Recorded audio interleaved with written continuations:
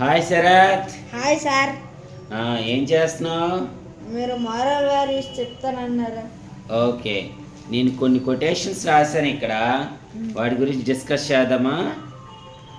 Nature is the best teacher, observe the nature and you will be wise. Wise అంటే తెలివిగా అవుతాం.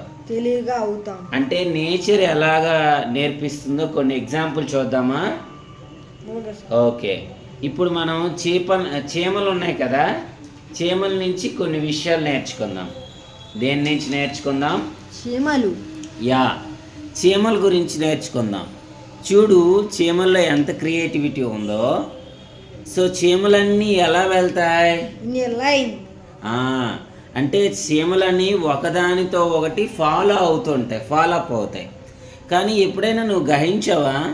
నువ్వు బెల్లం కానీ లేదా పంచదార కానీ లేదా ఆహార పదార్థాన్ని కానీ ఒక దగ్గర పడేస్తే అక్కడ వరకు అప్పుడు వరకు లేని చీమలు ఆ ఆహారం వేసేసరికి వస్తాయి 2-3 నిమిషాలకి.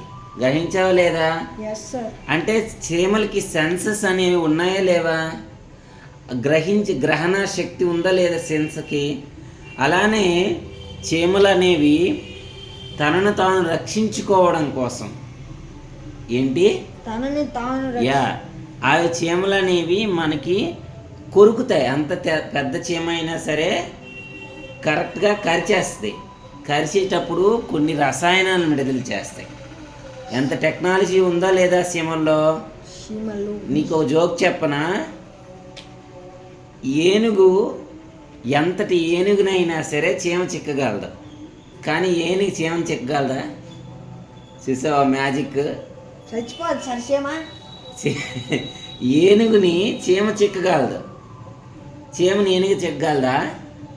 లేదు. సో ఇంకొక విషయం నేర్చుకుందామా మరి మనం?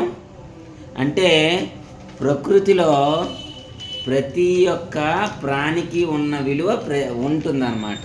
మనం ఈ కొటేషన్ నుంచి నేర్చుకుంటున్నాం కదా. Nature is the best teacher, observe the nature and you will be wise. అంటే నేచర్ ఎలా బెస్ట్ టీచర్ అవుతుందో తెలుసుకుందాం. ఎప్పుడైనా పక్షులను చూసావా?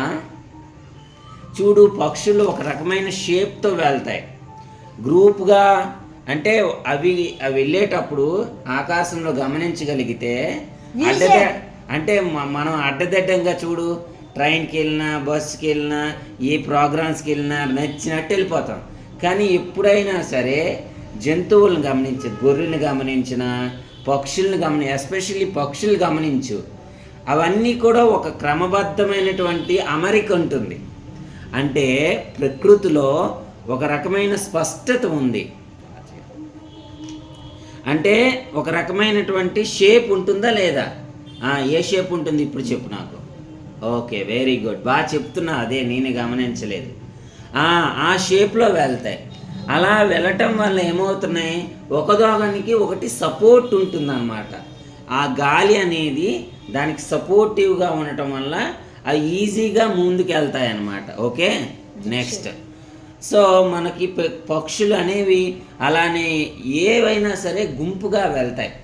అంటే దాని అర్థం ఏంటంటే మనం ఏ పని చేయాలన్నా సక్సెస్ అవ్వాలంటే నలుగురితో పాటు మనం వెళ్ళినట్లయితే, నలుగురిని కలుపుకుంటూ వెళ్ళినట్లయితే సక్సెస్ అవుతాం. Helping nature is. అయితే ఇంకోటి చెప్పనా మరి? చెట్లు గురించి చాలా విషయాలు ఉన్నాయి, తెలుసా? ఏం తెలుసు నీకు చెప్పు. ఓకే, ఇంకా అంటే మనం చెట్లను గమనించగలిగితే ఏ చెట్టుకి ఎప్పుడైనా సరే చెట్టు పెద్ద పైకి వెళ్ళింది అంటే అంతే కిందన ఉంటుందన్నమాట. అంటే ఎంత పైకి ఒక చెట్టు ఎదిగింది అంటే భూమి లోపలికి అంత వేర్లు పాకుతాయి అన్నమాట. సార్, ఇప్పుడు కొబ్బరి చెట్టు అంత హైట్ ఉంటుంది కదా, అంతే వేర్లు కూడా అంత కిందకు ఉంటాయా? ఎస్, అంతే కిందకు ఉంటాయి. అవి కొబ్బరి చెట్లు అనేవి చాలా బలంగా కిందకి నాటుకోవటం వల్లనే అంత పైకి వెళ్తాయి. కొబ్బరి చెట్టుని ఎలా సార్ నాటుతారు? అంటే మనం మామూలుగానే నాటుతాము, కానీ లోపల నుంచి వచ్చిన శక్తి వలన భూమి లోపలికి ఫస్ట్ వెళ్తాయి. అంటే మనం కూడా ఎంత ఎత్తుకు ఎదగాలి అనుకుంటున్నామో అంతే లోపల మనం సాధన చేయాలి. అంటే ఇప్పుడు నువ్వు ఒక భాష పైన అద్భుతంగా మాట్లాడాలి, లేదా ఒక విషయం పైన అంత అద్భుతంగా మాట్లాడాలంటే ఆ సబ్జెక్ట్ నీలో ఉండాలి. నువ్వు ఎంత అద్భుతంగా నీ లోపల ఆ సబ్జెక్ట్ ఉంటుందో అంత అద్భుతంగా బయటికి వెళ్తావు అన్నమాట. అర్థమైందా? సో నువ్వు ఇంకా చెట్ల నుంచి ఏం నేర్చుకోవచ్చు? తన దగ్గర ఎన్నో రకాలైనటువంటి మట్టి ఉన్నా, అంటే చుట్టూ అక్కడే ఉంటుంది మట్టి, కానీ తనకి ఏది కావాలో దాన్నే స్వీకరించి పైకి ఎదుగుతుంది అన్నమాట. అంటే అక్కడ ఏది మనకు అవసరమో అదే తీసుకోవాలి. అంటే చుట్టూ అన్నీ ఉంటాయి, మన చుట్టూ ఎంతోమంది ఉంటారు, అన్ని విషయాలు ఉంటాయి, కానీ చెట్టు నుంచి ఏం నేర్చుకోవచ్చు? ఆ భూమి లోపల ఏవి తన ఎదుగుదలకు కావాలో అదే తీసుకొని ఎదుగుతుంది అనమాట. అర్థమైందా? సో తాను ఎదగడమే కాకుండా చెట్టు యొక్క విశిష్ట గుణం ఏంటంటే అందరికీ ఉపయోగం. అంటే ఒక మనిషి పిల్లిని పెంచాడనమాట, కొన్నాళ్ళుండి వెళ్ళిపోయిందనమాట. ఒక పావురాన్ని పెంచాడనమాట, కొన్నాళ్ళుండి ఎగిరిపోయిందనమాట. సో అలా మనిషి అన్నిటినీ పెంచాడు, కొన్ని ఉండి వెళ్ళిపోతున్నాయి. కానీ మనిషి చెట్టుని పెంచడం మొదలెట్టాడు అనమాట. అప్పుడు అన్నీ దాని దగ్గరికి వచ్చి ఉండడం మొదలెట్టాయి. అర్థమైందా? ఎలా అనిపించింది? షాకింగ్ అనిపించింది సార్. అదే చెట్టుని పెంచడం అంటే మనకి చెట్టు అనేది ఏం చేస్తుంది? నీడస్తుంది, గాలిని శుద్ధి చేస్తుంది. ఫస్ట్ మనం మొక్కగా ఉన్నప్పుడే గాలిని శుద్ధి చేస్తుంది, అంటే కార్బన్ డైఆక్సైడ్ తీసుకొని ఆక్సిజన్ ఇస్తుంది. నెక్స్ట్ వాతావరణంలో నీడని, అంటే మనకు కావలసిన నీడని ఇస్తుంది. మనకే కాదు, చాలా క్రిములకి, పక్షులకి, యానిమల్స్కి ఆహారాన్ని ఇస్తుంది. తను ఎండలో ఉన్న తన దగ్గర ఉండే వాళ్ళకి నీడనిస్తుంది. అర్థమైందా? సో ఇలా ఎన్నో రకాలుగా చెట్టులో ఉన్నాయన్నమాట.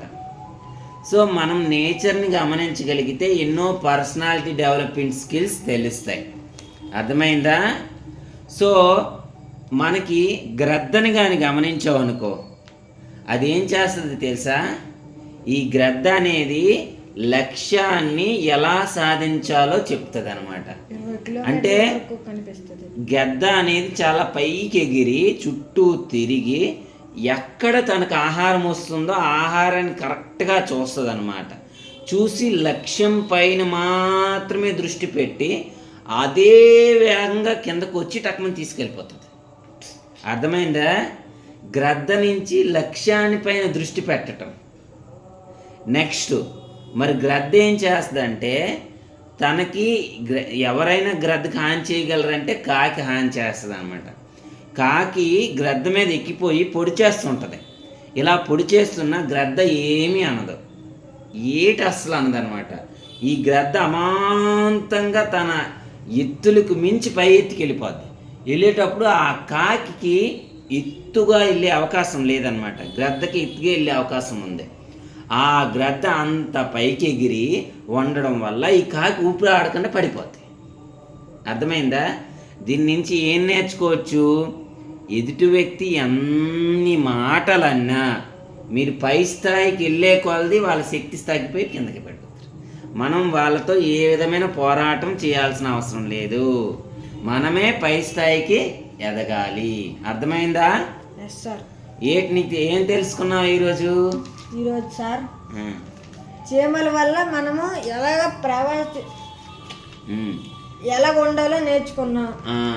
ఇంకా చెట్టు ద్వారా ఎంత పైకి ఎదుగుతామో అంతే లోపలికి అంత లోపల దృఢంగా ఉంటేనే పైకి ఎదగలం. ఇంకా గ్రద్ద ద్వారా మన లక్ష్యాన్ని తెలుసుకున్నాం. ఇంకోటి గ్రద్ద ద్వారా మనల్ని ఎంతమంది అవమానించినా మనం దాచుకొని మనం పై స్థాయికి వెళ్ళాక ఆటోమేటిక్గా మనం తగ్గిపోతారు, వాళ్ళని మనల్ని హెడ్ చేయడం ఆపేస్తారు. ఓ super, excellent. Thank you sir.